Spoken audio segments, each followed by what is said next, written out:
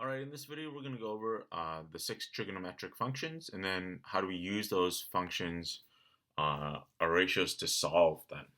So the 6 trigonometric ratios, you might be familiar with the first three, sine, cosine, and tangent, right? So sine, cosine, tangent. But then there are the reciprocals. So the cosecant, the secant, and the cotangent. So let's label this triangle in reference to B of the three parts. So we have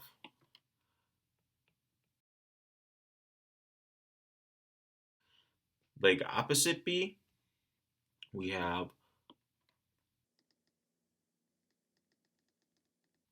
leg adjacent B, and we have the hypotenuse. So now you may be familiar with these first three, sine,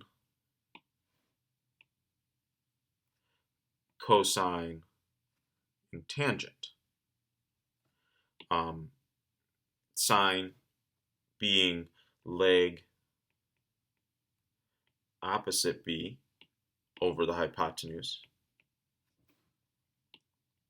Then we have leg adjacent B over the hypotenuse. And then tangent being leg opposite B over leg adjacent.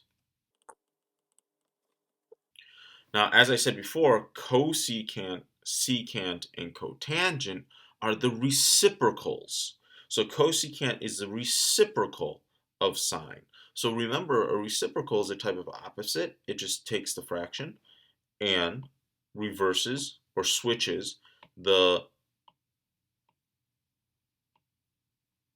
denominator and numerator. So that's what cosecant is.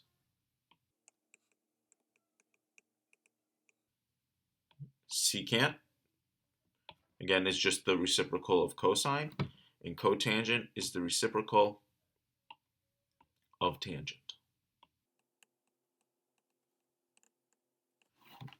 And those are our 6 trigonometric ratios. So let's look at an example here. Express the 6 trigonometric ratios. When you do problems like this, you always got to make sure that you're referencing the correct angle. So always make sure that you double cross-reference, double check what your reference angle is. So in this first one, J is our reference angle. So the side opposite J, because that's what we're working with sine, so we need the leg opposite J and the hypotenuse. So here's J, leg opposite, hypotenuse. Now, I'm not looking for you to simplify your answer here. That's not as important as being able to identify the correct ratio. So we want the correct ratio, not so worried about simplifying. Cosine J, so again, we're referencing J. Here's our leg adjacent J and our hypotenuse. And then in this next example, they switch the reference angle. It's no longer J, it's L. So we want tangent L. So here's L, the opposite leg to L is 32, adjacent leg is 24. We want the cosecant of J. So the cosecant of J is simply the reciprocal of the sine of J. So hypotenuse on top, and then the leg opposite J on the bottom. So instead of 24 over 40, it'll be 40 over 24. Secant of L, so that would be then a hypotenuse over leg adjacent L. So hypotenuse over leg adjacent L. And then cotangent of L is leg adjacent L over leg opposite L. On to the next section. Apply trigonometric ratios to solve for measurements. So 3 steps: identify the ratio to be used, set up that equation, solve. All right, so we have 3 steps that we want to use here. Now, usually I will tell you that the first step is a thinking step, right? If you feel comfortable enough with these ratios, then you're going to be, you simply have to think about what it is. If you're lost though, and you're not sure, oh man, which one should I set up? I highly recommend at least setting up the first three: sine, cosine, tangent. Then we go on and solve, or set up, sorry. And then after we set up the equation, we're going to solve. All right.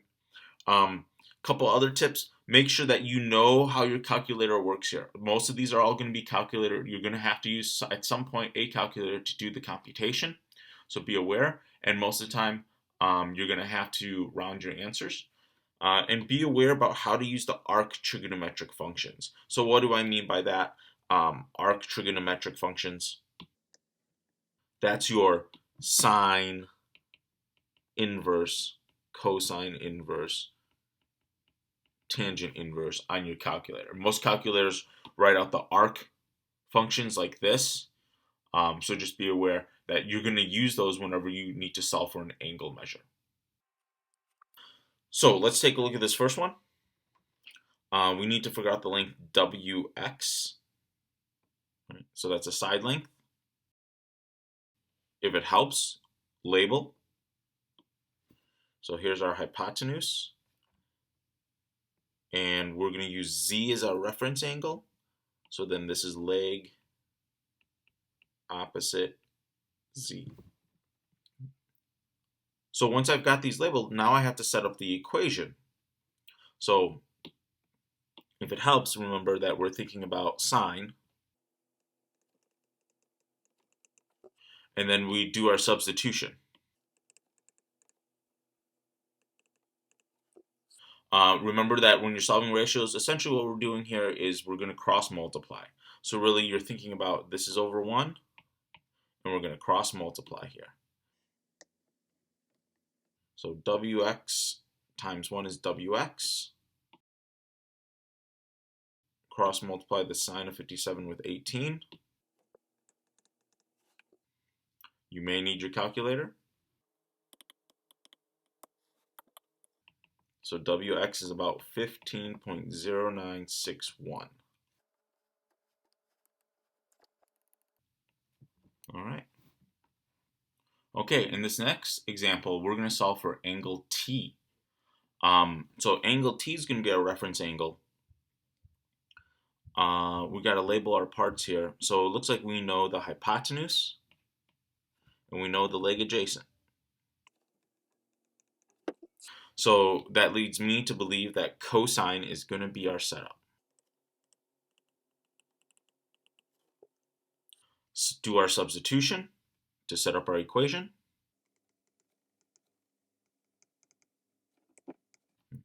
And again, like we are trying to isolate t here. Because we're looking for an angle, we have to use one of the arc functions. So we actually have to take the arc cosine of both sides.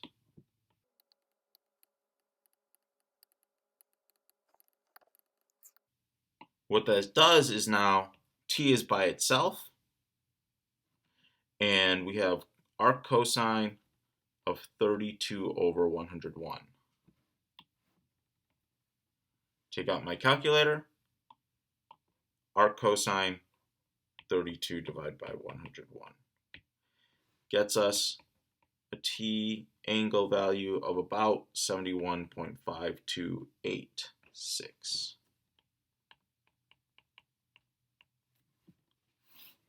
All right, and that's how we apply those trigonometric ratios.